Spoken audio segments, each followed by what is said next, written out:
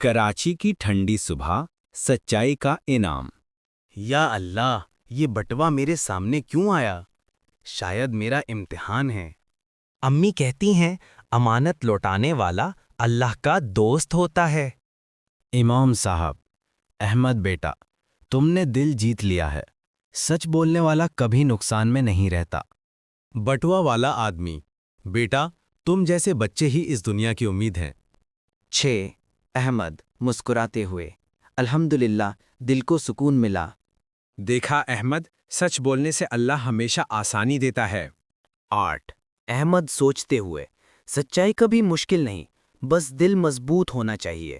امام صاحب، جو دل سے ایمان لاتا ہے وہ سچ بولنے سے نہیں ڈرتا۔ احمد، میں چھوٹا ہوں مگر اللہ کی رضا سب سے بڑی ہے۔ سچ بولنے اور امانت لوٹانے والا ہمیشہ عزت پاتا ہے۔